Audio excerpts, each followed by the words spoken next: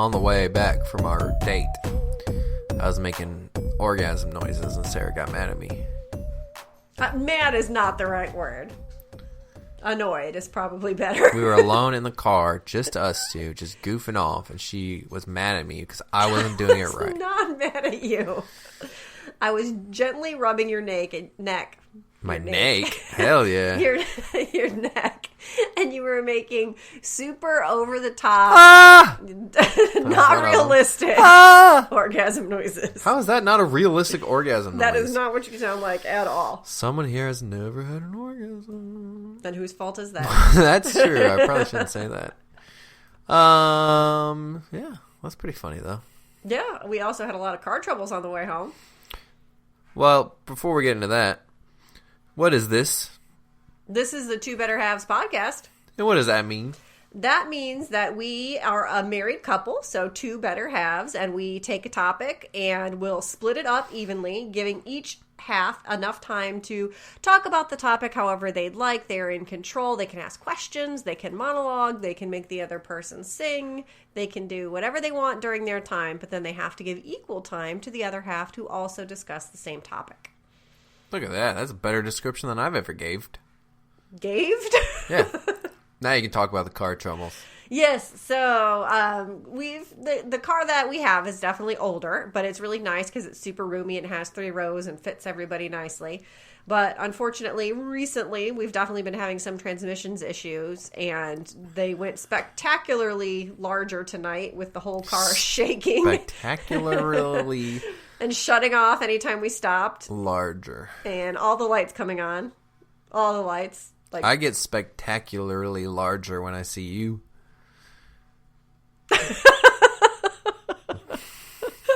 You get it? I do get it. Yeah. I wish everyone could have seen that look you gave me after you delivered that joke, just hoping it was going to land as well as you wanted it to. Well, it's one of those things where I know that all my jokes are going to land excellently. That cat is planning on jumping on you, just so you know. There's a cat by Sarah, and it is planning on a surprise jumping on her and clawing the shit out of her. I really don't want that to happen either. So you're older. Yes. You've had a lot of pets. Yes. What was the worst pet you ever had? The worst pet I ever had. Not like something you only had for like maybe a day or a week, but like one that was really like integrated in the family and it was just a piece of trash. Could have been one you and I have had together or one from your childhood. Yeah. In my childhood, we had 2 in particular that I remember just being pretty traumatizing. One, we had a hamster, and we had the hamster for like 2 years. But when she had her babies, she ate all the babies. So one day there was babies in the little cage, cute little hairless hamster babies, and the next day there was none babies. How do you know it ate it? We asked the pet store. The pet store confirmed that that's what they do when they're distressed. And since she had recently moved from the pet store, she was probably distressed, and so she ate all of her babies. So you guys bought a pregnant hamster? Yes. Oh, wow. Yes. We bought just one pregnant hamster. We bought 3 pregnant hamsters. Only one of them ate all of her babies. One of them... this is so much worse than I thought. One of them had like 12 babies, a lot of babies. And so apparently if one is like the runty one and kind of weakling and sick, they'll kill that one. And so Luke and I actually watched as several of the other hamster siblings grabbed it like limb from limb and did like the drawn and quartered where they pulled it and like its legs just came off. It was horrifyingly traumatic. And so I would honestly just say hamsters in general. The worst. The worst pet we ever had because there was a lot of hamster baby carnage. This is not the story I wanted to hear. Why did I ask that? I'm sorry. That's the story you get. Do you remember the names of any of the hamsters? Aurora was the one that ate all of her babies, and then Odie was the one where the babies... Odie. Girl named Odie. Yeah.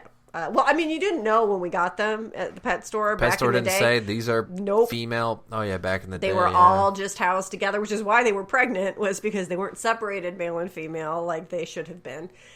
So, yeah, Odie was the one where the babies ate the other baby. That's the worst part of my life. It was pretty terrible. And I was like 7 maybe, so Luke would have been like 5. It was pretty traumatizing. You remember this? Oh, I remember it in such vivid detail because it was such a horrifying, terrible memory. I remember nothing from when I was 7. Well, you would if you had watched a baby hamster be dismembered by his brothers and sisters. Yeah, I bred hamsters for a while and never saw that happen. Well, it was awful. Well, I don't feel good now. I'm sorry. What story would you like to tell about I have awful, no terrible story pets? like that. I mean, the worst pet I've ever had is Whedon, and we still have him. Aww. He sucks. Poor Whedon. He's trash. He can't help that he's got a skin disorder. That is not the only reason he is trash. No. He's nice to you and no one else. He sucks. Yeah. Sucky old dog, but I also probably have had worse pets that I just don't remember. When we were kids, like, all our animals were inside and outside animals, so none of them stick out as this animal was always around and being annoying, because then you can just put them outside. You can't do that with hamsters that eat each other. No, apparently they do, and it's pretty traumatically awful. All right, well, today we are talking about gender roles in a marriage, but more specifically, homemakers and moneymakers. Bit of the backstory. When we got together, I worked for the air conditioning company, and you worked as I was a molecular biologist. I was a molecular geneticist. I worked molecular in research at Georgia Tech. So I guess technically, there was how long of a time was there where you weren't making any money and I was working? Because that means I would have made more money than you for even maybe like a week? What? No. Why? Because my job didn't stop paying me until the end of June, but I actually started working for a CTCA in June. It was like June 28th. So June like 25th. perfectly. Yes. Okay. Yes. So I never went without a paycheck. So then she started working for CTCA. We got married. We had a baby. I stayed home with the baby until the baby started preschool. Then I got back to the workforce. So I've been back in the workforce for 3 years. But still, I don't work nearly as much as the wife. All right, so who's going first? You can go first. That's not fair. Why? My 15 minutes begins now, and we can talk about whatever I want. That's Tell me right. about your butt. That has nothing to do with these roles. Hey, this is my 15 minutes. Tell me about how your butt would make money. I mean... Would you be a stripper? Or would you do, like, OnlyFans? Or would you go, like, straight to, like, the horrible kind of porn? I mean, Would you just be a model? Yeah, why can't I go with a classier route? Or you could probably, like, give your body to, like, testing. People could pay for that, right? I mean, what kind of testing are you talking about? Well, like, a lot of injections go into the butt, right? Yeah, so you but can be like, yeah, use my butt to inject stuff. that's not how that works. And then you just constantly get injected up. All right, so we talked about what the roles were in our marriage. I've always been more of the homemaker. You've always been the moneymaker. Tell us about your first marriage and what the roles were in that. So is this one a big difference from that? Yes, it is definitely a big difference from that. In my first marriage... Wow, how many times have you been married? Twice. Jeez. No surprise to anyone on here, I don't Oh. think, at this point. We've discussed it several times. So, yes, the first time I was married, we met in college. He graduated before I did. So he actually started working while I was still in undergrad. And then I finished my undergrad degree and started graduate school. So for the first 4 years we were together, 3 years we were married, I was still in school. Not working at all? Lazy. No. So I was working. I was considered a graduate research assistant, and I got paid a very piddly salary. What does that mean? How little? It was Do you $16,000 a year. $16,000 a year. And this was back in 1999. That's piddly, huh? I mean, it was less. It's more than I make a year. It was less than minimum wage, which if you worked it more out. than minimum wage. Just don't work as many hours. I'm assuming you worked a lot of hours. I worked a crazy amount of hours, definitely Okay. more than a full-time job. And it was actually one of the first major fights that my ex and I had, although, again, it was me being super upset and him really not saying anything. We've talked about this before on other episodes with fighting, so when I say fight, it wasn't exactly... It was a disagreement, I guess we would say. It was a gap in the marriage that you guys had to find a way to get to the other side. Yes. So at one point, he actually said he was doing stuff for work, and he worked crazy long hours. He was a teacher, and so he would go in the morning and teach all day, and then he would be after school doing extracurricular things like directing shows or doing special things for the kids, and so he would get home at like 9 or 10 o'clock at night. But I was also working really long hours doing the graduate research thing, and at one point I mentioned something, and he was like, well, when you get a real job, you'll understand. And it was I am sure he didn't really mean upsetting. it as I'm sure he meant it as when you get, like, because you were working towards a different job. I was. And again, I think sure that that's what every he meant fight by and every it. But disagreement using the word comes real, from I two can separate perspectives. And I was horribly offended because I will tell you now, to this day, having worked several jobs since then, including being a teacher, my time in grad school was way harder and way more stressful than any of the jobs I've worked since. Okay, so we've definitely never had that issue where I've said, where I have worked the real job. What are some other differences between the roles in that one and this one? So because of the fact that he worked such long hours and because of the fact that his job was very far away, his commute was was never less than an hour the entire time that we were married. So he was gone a lot of the time. I did a lot of the other stuff around the house. When he was around, he would certainly help. He was definitely helpful. There wasn't that. It was just a lot of the stuff that needed to be done. I was there and he wasn't. So I did it. So I definitely feel like in our relationship now, even with you going back to work, a lot of the stuff around here is much more shared 50-50. And it's not so much on one of us to do all of it. So you've done the parenting, being the one who really works mostly with the kids in the house and thing before. And now you work and we're all dependent on your money. Which one's harder? Which one is harder? Which one's more rewarding when it goes really, really well? I would say being at home with, that was the other thing that we hadn't mentioned, is that after I finished graduate school, I was actually 8 months pregnant when I defended my thesis with my son, Harper. Defended it? Jeez. Like with a sword? Not exactly, but it's about as stressful. You sit on a panel and they ask you a bunch of questions and you have to be able to answer all the questions. And then they go and they talk and they decide whether or not you get to graduate. So a panel of 3 people got to decide that. So I didn't look for a job immediately after school because I was about to have a baby. So I had the baby, was home for like a month or so and then started really looking for jobs. And at the time, it was like one of the worst economies that we had for like since the Great Depression or something like that. It was really, really bad economy to be in. And I was overqualified for any sort of entry-level job because I had a master's degree, but I didn't have any experience. So no one wanted to hire me for the roles that I, technically would qualify for just based on my education. So I spent about a year without a job after I had Harper and definitely just stayed home full-time 100%. So in answer to your question, which I segued from, I was wondering if that was going to happen, is that I think it's more rewarding when I was at home and would get to see, get to seeing him take his first steps and crawl and those kinds of things. And I got to be there for all of that because I wasn't working, which was great. And I really enjoyed being able to be there for all of those things. But I think that at least for most of the jobs I've had, they're a lot more predictable. What you're going to get every day. You're much more in control of how your day is going to go. And maybe that I've just been fortunate with the jobs that I've had that's been the case. And I've had a lot more autonomy. Whereas when I was home with kids, he would be sick sometimes and there would be no anticipating it. He would just suddenly be throwing up everywhere, or he would be in a really bad mood and, super cranky, which would make me cranky, or I might not feel well, but I'd still have to take care of him anyway, even though I didn't feel good. And so I think,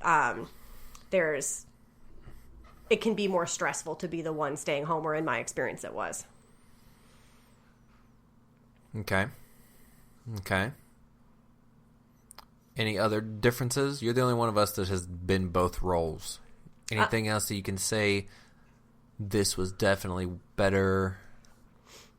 When did you have the most confidence in yourself? Do you have more confidence in yourself when you were a mom raising kids, keeping the house, or you have more confidence in yourself now?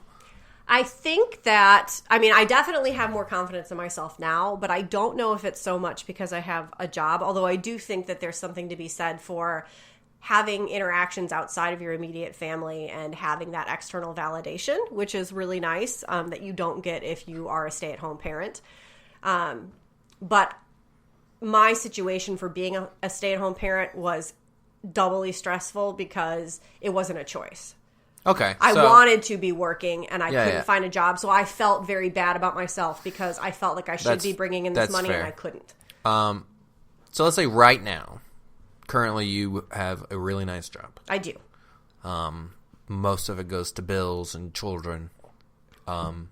Let's say the choice was I start working a job like yours and you get to start staying home. And I'm happy with that job, but you don't get to work anymore. Which one you take?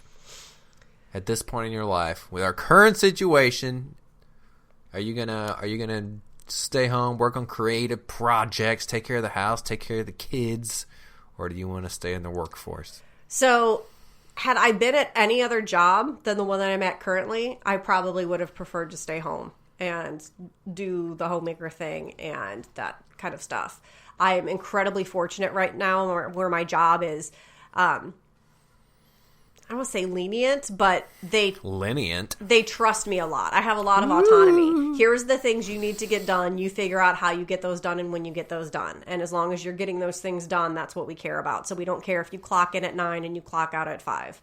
And so sometimes that means that I do more later because I have to run programs that are at 7 or 8 o'clock at night. But then that means that maybe I get a chance to, have lunch with you or do something during the middle of the day that I wouldn't, otherwise in sort of a normal job.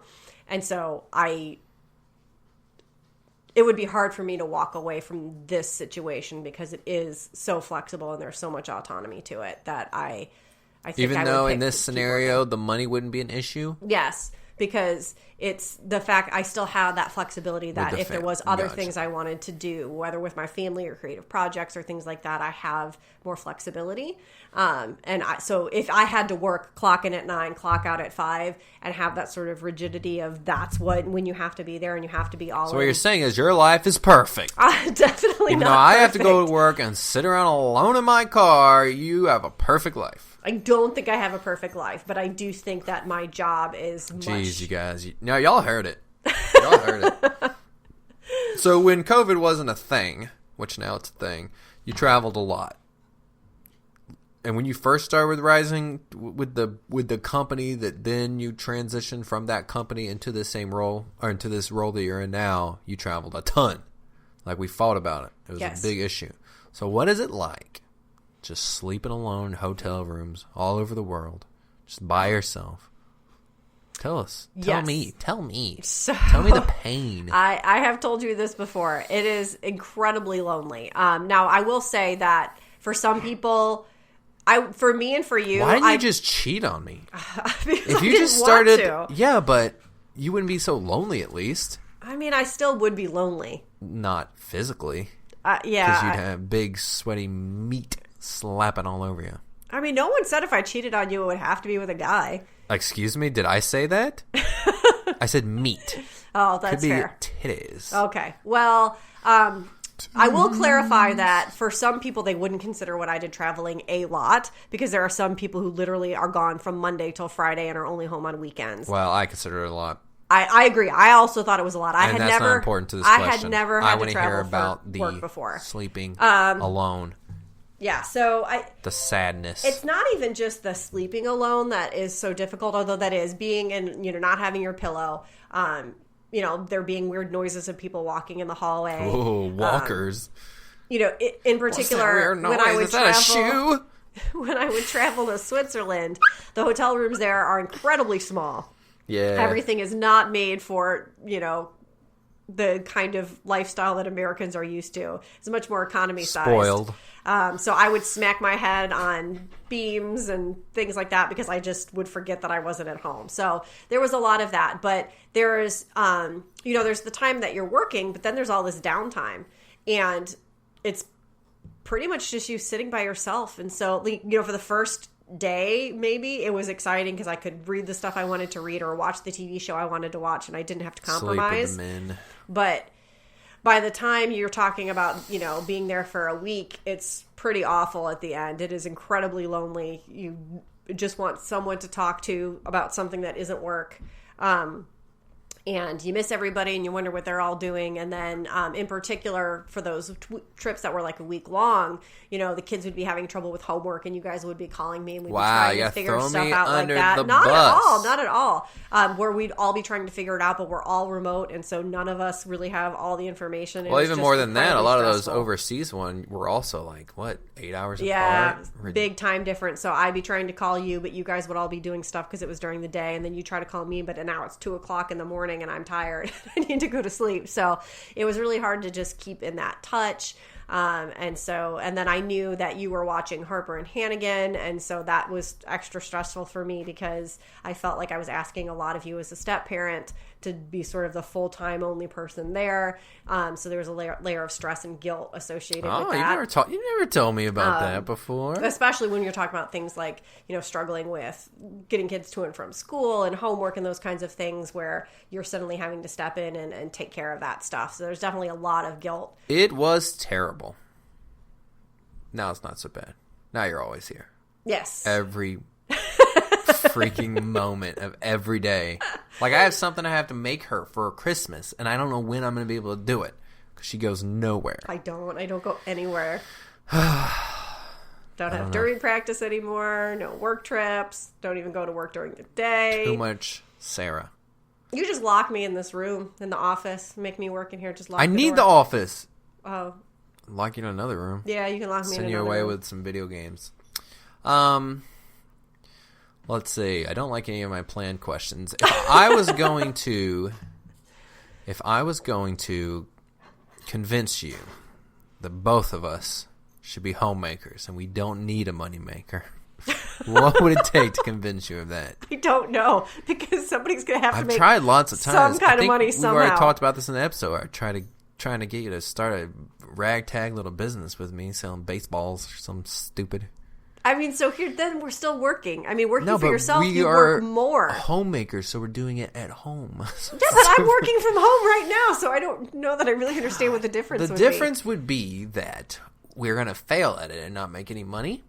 And then we're going to be homeless. Why do you care so much about being homeless? Because home is not a building. Home is the people. Yeah, I don't want to live in a box with 3 children. Well, 4 children. What? I guess we'll never know what I meant by that. That was a good 15 minutes. Very interviewee, but there you go. Yeah, well, that's what you wanted to do. It was your 15 minutes. There you go. Your 15 minutes has started. What? Oh, gosh. Okay. Is there something else we needed to do? No, but that was just so fast. God, well, let's talk about how quickly I started your 15 minutes for the next 15 minutes. Okay. No, I don't want to do that.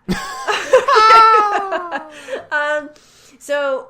What was roses really smell like ooh, ooh. Okay, now you're just eating up my time. Now I'm singing Outcast. Okay. So, what was the best thing about your time as a homemaker? None. I hated it all. You hated it all. There wasn't anything you liked. Every liked. moment was the worst thing that's ever happened to me. Okay, well, what was the very worst? Oh, God. The worst thing was when you would travel. That would easily be the worst. That was terrible. But I already talked about all that. Okay. That was the worst. Okay. What else was the worst? I tried to get you to tell me what was the best, but you didn't want to tell me that. I don't remember you asking. I did, just like 3 seconds ago. I'm trying. Let's count when you are home. It quickly becomes where when you first start staying home with a kid, that your friends, like that when you've been doing it for like 6 months ish, and you've had to say no to a lot of invites and stuff. All your friends stop inviting you. Not all of them. I had like one friend who would still invite me to stuff because he really liked babies. But there's that perception that, he can't go out anymore and he doesn't want to go out anymore because he's going to stay home with the kids. So your friends stop acknowledging you, and that was pretty crappy. Oh, that does sound awful. So that and you being gone, that would be it. Like, I really like babies. The kids, none of my issues were about the kids. So, in your home life growing up, your family had... Why don't I get to answer what the best part was? I asked you twice, and you ignored it both times. Do you want to answer what was the best part now? No, I don't. Okay. Hated it. Hated all of it. Okay. When you were... The best part... Oh, God. Are you going to answer, or are you just going to sit there and Every say, now and then there's those magical days where all the kids, like, are in really good moods and the chores just got done so easily. And when you do all that and you see how happy everybody is when they all come home and they don't even know the work that you put in to make, like, you decide, hey, Sarah goes to work, the kids go to school. That is their job. My job is to make sure that when they get back, they don't have to do any more work. And when everybody gets back and they don't feel like they have to do any more work and they're all super happy and comfortable and you know it's because of you, that's probably the best part.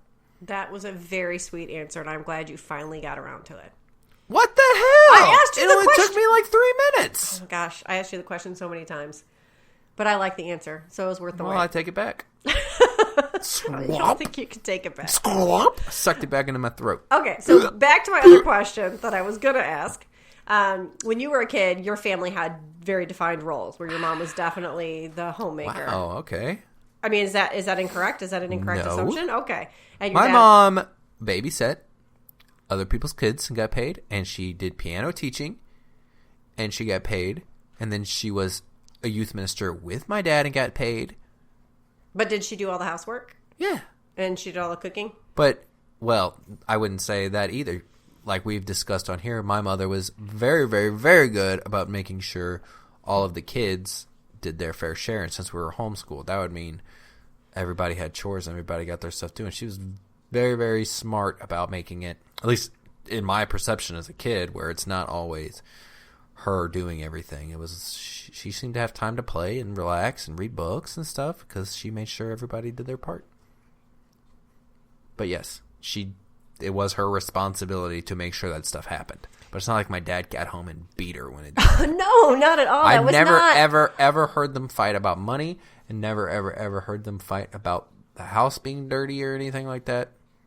And that's they only fought about my dad having affairs. That's the only stuff I ever heard them fight about. Is fair. That's a good thing to fight about. Is affair. But so you've already started to sort of answer this, but how did your childhood affect the way that you view the roles of homemaker and moneymaker? Do you think that helped shape?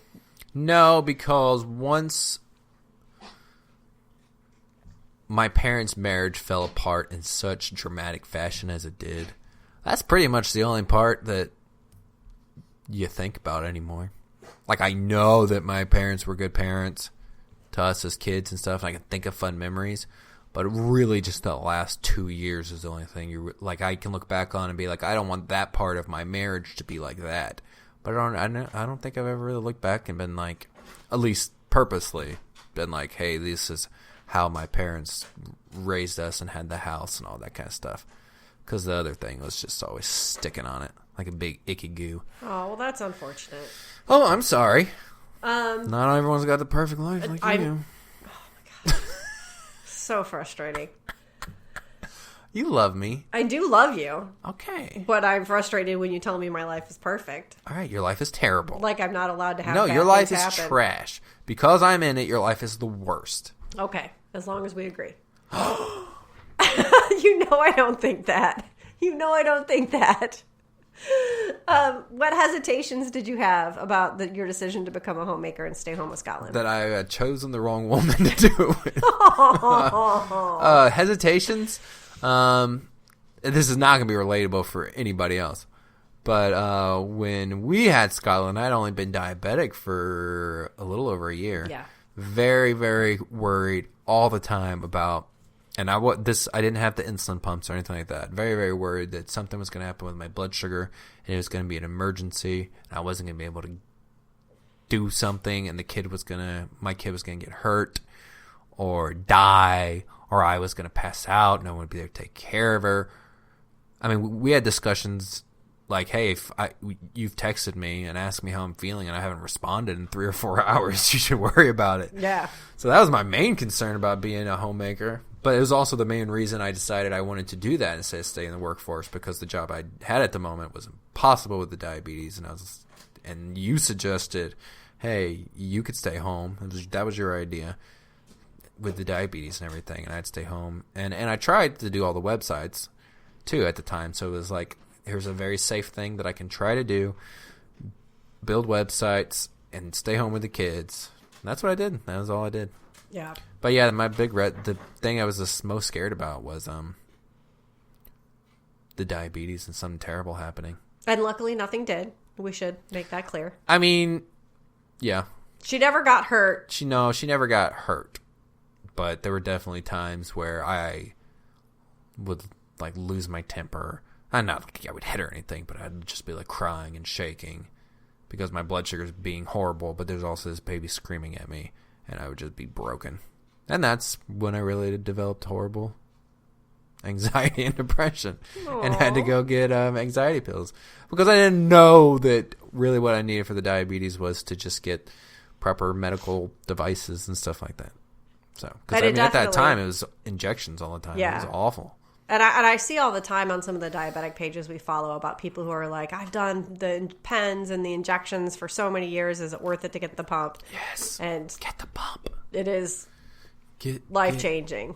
It doesn't make it go away. It doesn't make you not have highs and lows. But if I had to choose between the pump and the sensors, though, I would take the sensors. Not having to prick your finger, just being able to look at my phone and see what my blood sugar is, that's better than the insulin pumps. Yeah, especially with the way insurance is in the United States, where you get 4 strips a day. So there would be times where you would just sort of guess and be like, hey. More than 4 strips a day. It was really hard at the beginning. Yeah. And I was worried that I was going to be a bad step parent, having to be there for them a lot. But that one went away pretty quickly because Hannigan and I got along so well. And she would always, she'd get off the bus at 2 o'clock. And Harper wouldn't get off till like 3 o'clock, so we always had that first hour together, Hannigan and I. We had so much fun. So, but I was really worried about that I was going to end up fucking up as a step parent. But now I didn't. But people, I mean, in fairness, the only person I had any faith that I was going to be a good step parent was you.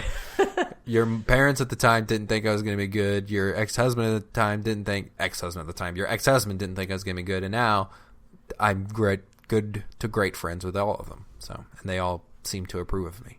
But yeah, at the time it was a lot of pressure, a lot of sickness. I knew you were going to be great. So what was your biggest misconception about being a homemaker? What did you think it was going to be like? And then when you got into it, you're like, oh, that's not what it's like at all.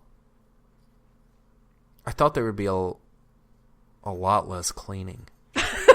Like you think, like you clean once a week, like you clean that kitchen or you vacuum and you did it and it's clean. And it's not what happens.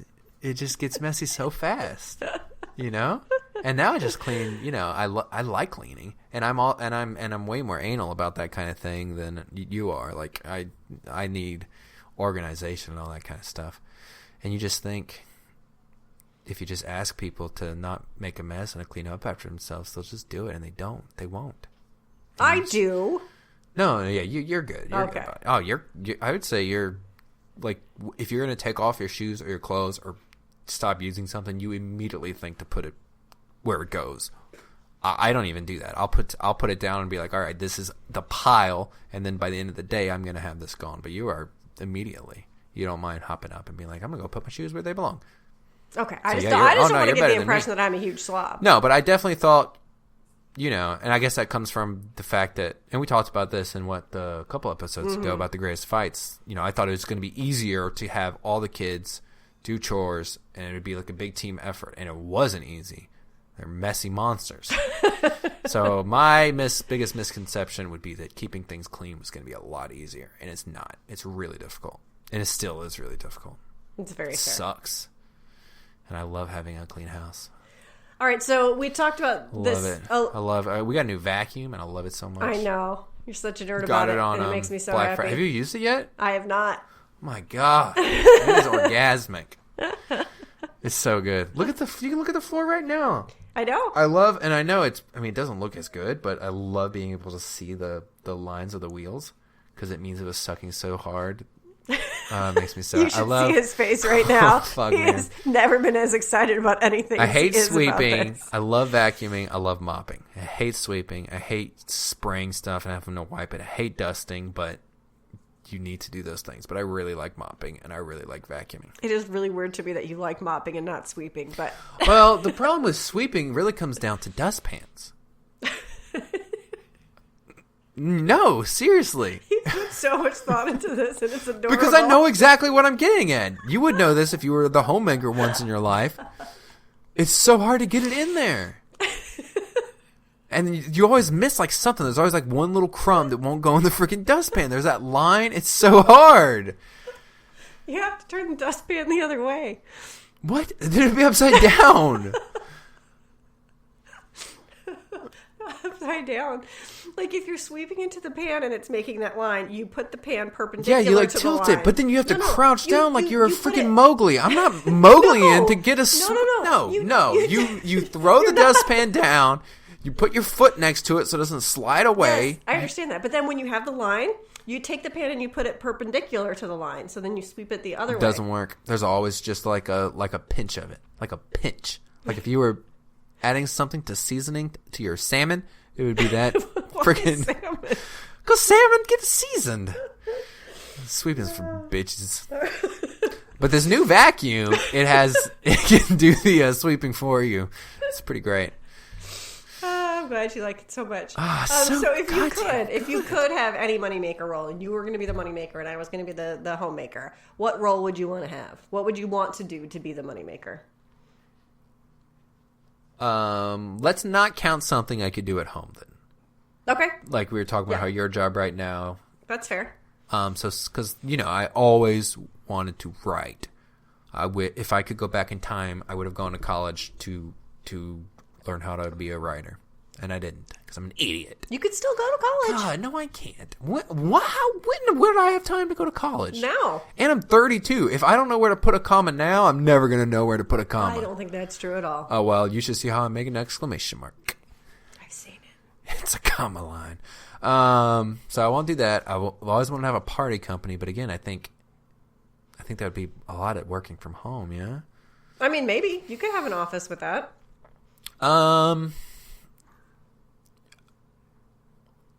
Probably sports broadcasting. Okay.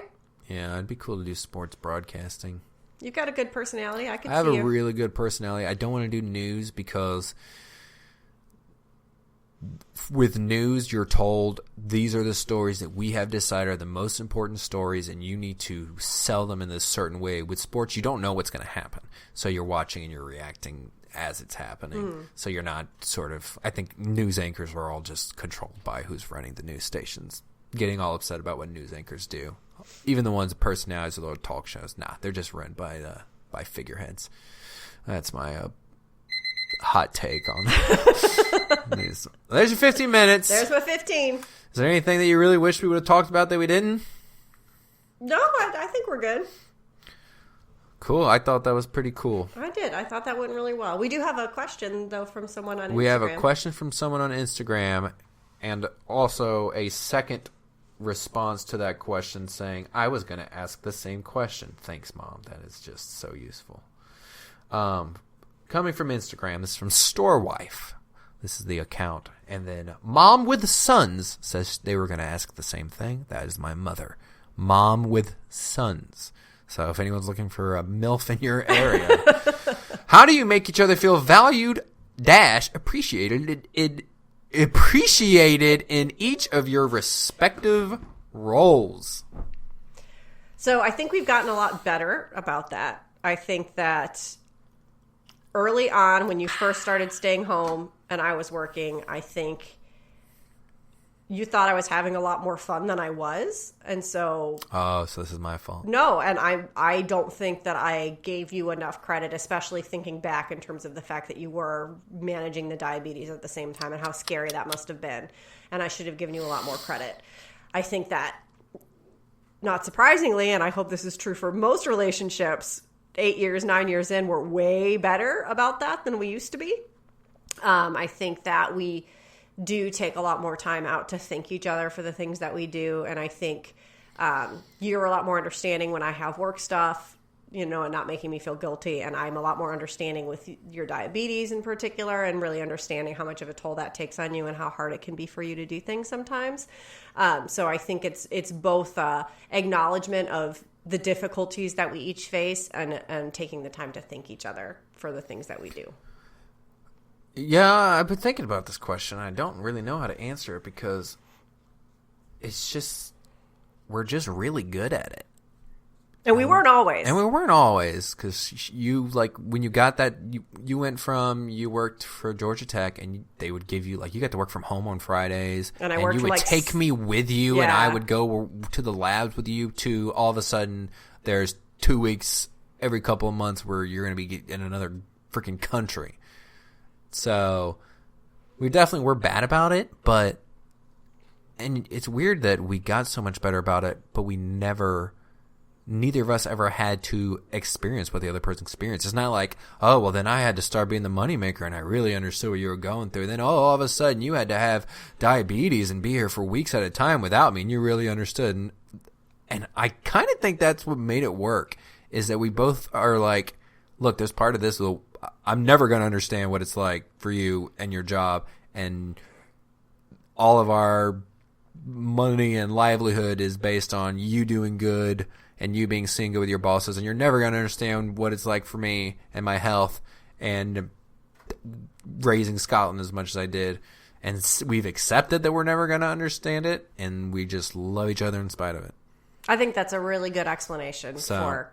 I don't know what it would have been like. I'm kind of glad, because I feel like if we both would have went through the exact same things, then we'd be comparing it like, okay, well, when I did it, I was able to still contact you this many times when I had to work, and you'd be like, well, I was able to get the kids to do their chores the way I thought it was supposed to be done, and I didn't have any issues. So I'm glad that it's been completely different. No, I think that's a very good answer. Yeah, I'm a very good answer. I was going to say, not surprising. You're much better with words than I am. Much better with squirrels than I am. You are. I am not good with squirrels Next at week, all. Harry Potter, Chamber of Secrets trivia. Ooh. Linton won our last one. This time, though, I'm prepared Stone. for the fact that it's going to be movies and books. I know. She's got this excuse that she keeps bringing up. It's not an excuse. It was me being really dumb. Yeah. And then after that, last episode of the year is 2020 Year in Review. We'll do 20 minutes each because it's 2020. So it's got a double thing. And we can talk about whatever we want regarding the year 2020. A lot of fun things happen. A lot of terrible things happen.